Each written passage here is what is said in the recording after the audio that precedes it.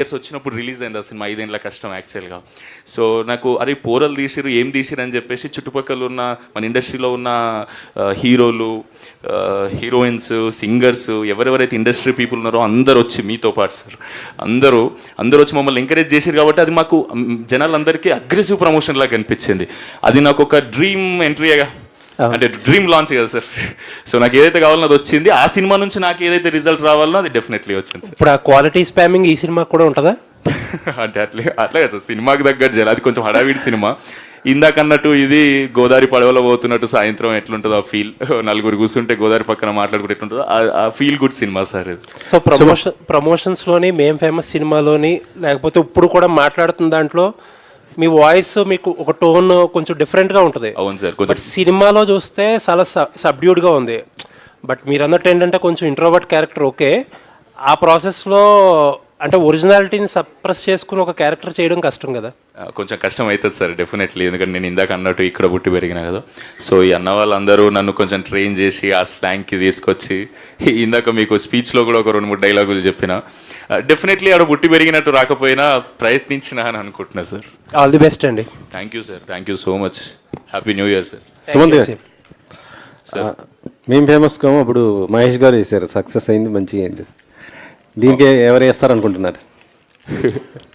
తెలియదు సార్. అయ్యో వేస్తే మంచిదే డెఫినెట్లీ, కానీ నచ్చుతుంది అనుకుంటున్నావు సార్. ఏదో నేను నిజంగానే ప్రభాస్ ఫ్యాన్ ఇందాక అన్నట్టు. ఈ అన్న వచ్చే స్టోరీ చెప్పినప్పుడు ఇలా వర్షం రిలీజ్ సీన్ ఉంటుంది, ఇట్లా హీరోయిన్ని తీసుకొని సినిమా చూపిస్తావు, ఇట్లా హల్చల్ చేస్తావు అని చెప్పిండు. నేను చాలా ఎగ్జైట్ అయినా. అది టీజర్లో మీరు చూస్తారు కదా, ఇట్లా ప్రభాస్ అన్నా అంట. సో అదే వైబ్ అది. డెఫినెట్లీ పెద్దోళ్ళు చూస్తే ఎవరి నుంచి అయితే మనం ఇన్స్పైర్ అవుతామో, ఎవరినైతే మనం అడ్మైర్ చేస్తామో, వాళ్ళు మన వర్క్ చూసి అప్రిషియేట్ చేయాలని డెఫినెట్లీ కోరుకుంటాం కదా. సో అది అవ్వాలనే కోరుకుంటున్నాను నేను కూడా. ఇందులో హీరోయిన్ పేరు మాయ కదా? అవును సార్. ఏ మాయ చేసామంటున్నారు. సో అంటే నాగ చైతన్య అది ఏ మాయ చేసేలో కూడా అందులో హీరోయిన్ క్రిస్టియను, హీరో అది, ఇందులో కూడా హీరోయిన్ క్రిస్టియన్ లాగే కనిపిస్తుంది. అంటే దానికి దీనికి ఏంటి కంపేర్ చేసుకుంటే? లేదు అట్లా కంపారిజన్ ఏం లేదు సార్. కాకపోతే ఒక్క కంపారిజన్ ఏంటంటే అది ఫీల్ గుడ్ సినిమా, ఇది ఫీల్ గుడ్ సినిమా సార్.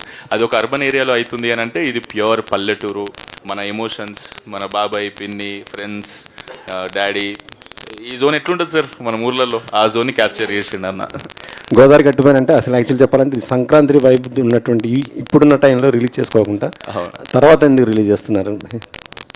తర్వాత అంటే ఇంకా కాపీ రెడీ కాలేదు సార్. సినిమా మొన్ననే ఫైనల్ షూట్ అయిపోయింది. సో అంటే ఫైనల్ కాపీ రెడీ కానీ ఎంతగానో కొంచెం టైం పడుతుంది కదా సార్. సో మా టైం లైన్స్ అక్కడికి ఉన్నాయి అనమాట, కొంచెం లేట్.